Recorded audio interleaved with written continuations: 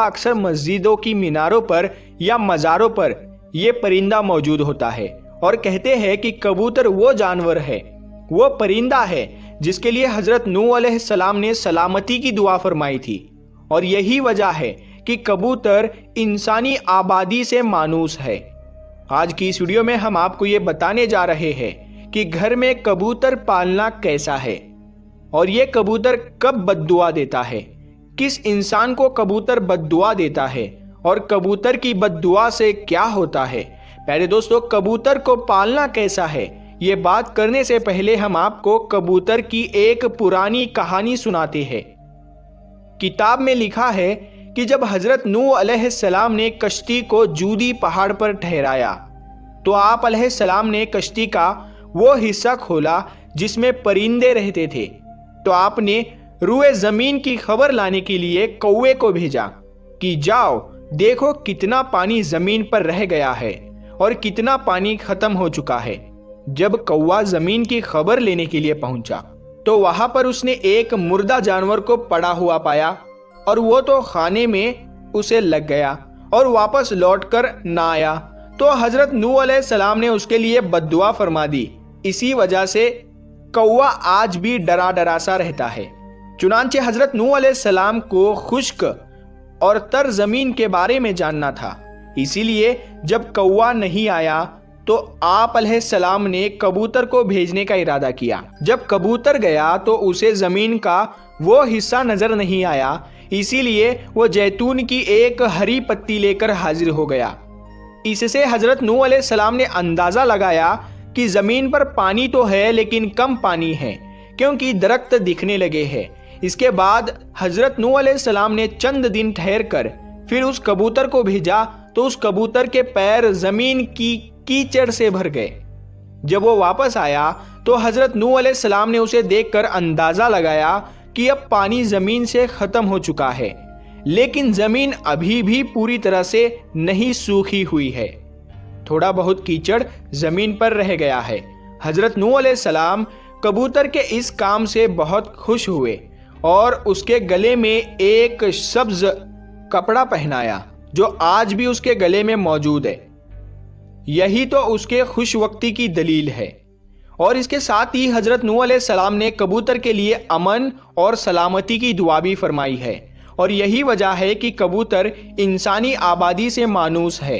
प्यारे दोस्तों, ये तो कबूतर की कहानी हो गई, एक ऐसे कबूतर की जिसने हज़रत नूह अलैहिस्सलाम का कहना माना और उन्हें रुए ज़मीन की खबर उस वक्त दी जब सब तरफ पानी ही पानी था। आइए अब हम बात करते हैं कि कबूतर और परिंदों को घर में पालने के हवाले से।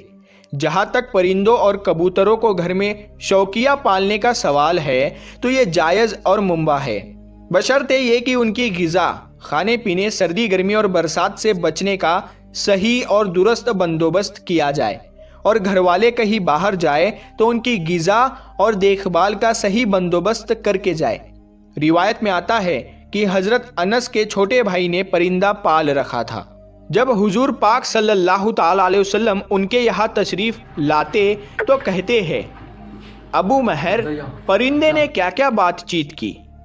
बारिवायत सही बुखारी हदीस नंबर 6129। ये हदीस इस बात की दलील है कि नबी पाक सल्लल्लाहु ताला अलैहि वसल्लम ने परिंदे रखने से मना नहीं फरमाया, और अगर परिंदे पालना घर में मना होता तो आप सल्लल्लाहु ताला अलैहि वसल्लम अनस रदियल्लाहु ताला अन्हु के छोटे भाई को ज़रूर मना फरमाते। दोस्तों, इस रिवायत की बुनियाद पर यह कहा जाता है कि घर में परिंदे पालना जायज़ है, लेकिन जैसे कि पहले भी जिक्र हुआ है कि इनके पालने के लिए ज़रूरी ये है कि इन परिंदों की हर ज़रूरत को पूरा किया जाए ताकि परिंदों को किसी भी किस्म की कोई तकलीफ़ ना पहुँचे। चुनांचे कबूतर भी एक परिंदा ही है, इसीलिए कबूतर को घर में पालना दुरुस्त है। याद रहे कि परिंदों को सताने के बारे में रिवायत है, जैसा कि अबू दाऊद की एक रिवायत में हज़रत अब्दुल्ला इब्न मसूद की एक रिवायत करदा हदीस में कबूतर का जिक्र है, जिसमें कबूतर नबी पाक हुजूर सल्लल्लाहु ताला अलैहि वसल्लम के सरे मुबारक पर मंडरा रहा था और अपनी ज़बान में शिकायत कर रहा था कि किसी ने उसके अंडे उसके घोंसले से निकाल कर उठा लिए हैं। हुजूर पाक सल्लल्लाहु ताला अलैहि वसल्लम ने सहाबा में ऐलान किया और एक सहाबी ने अंडे उठाना कबूल किया तो आप सल्लल्लाहु ताला अलैहि वसल्लम ने हुक्म दिया कि वो घोंसले में वापस रख के आ जाओ, यानी अंडे घोंसले में वापस रख दो। मालूम हुआ कि परिंदों को सताना नाजायज़ है और परिंदों को सताने से इसलिए रोका गया है कि इससे परिंदों की बद्दुआ लगने का डर है।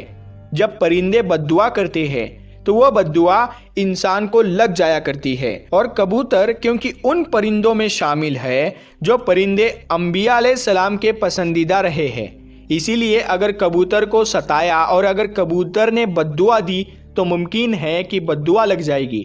लिहाजा कबूतर को सताने से परहेज करना चाहिए। आइए हम आपको कबूतर के हवाले से बताते हैं कि इस्लामी तालीम इसके बारे में क्या कहती है। हदीस में है कि घरेलू कबूतर खुदा को बहुत याद करते हैं, अहले बैत को दोस्त रखते हैं, हुजूर पाक सल्लल्लाहु ताला अलैहि वसल्लम की औलाद को दोस्त रखते हैं और साहिबे खाना के लिए दुआ करते हैं और अल्लाह तुम्हें बरकत दे।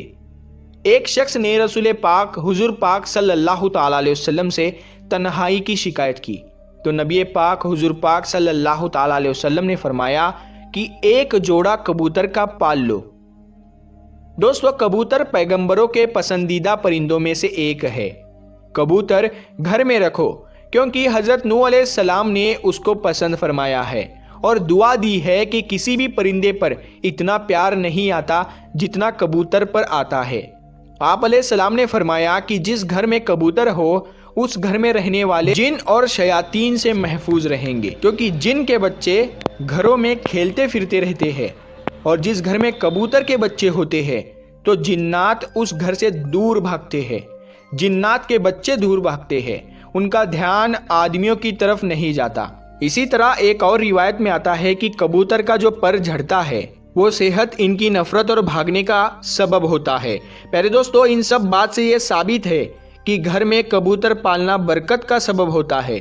और जैसा कि हदीस में आता है कि नबी पाक हुजूर सल्लल्लाहु ताला अलैहि वसल्लम ने सहाबी को घर में कबूतर पालने के लिए बोला, तो इससे ये बात साबित हो जाती है कि कबूतर पालने में खैर है।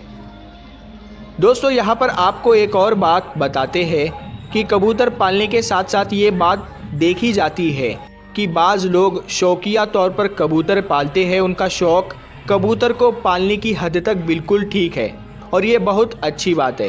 कुछ लोग कबूतरबाजी की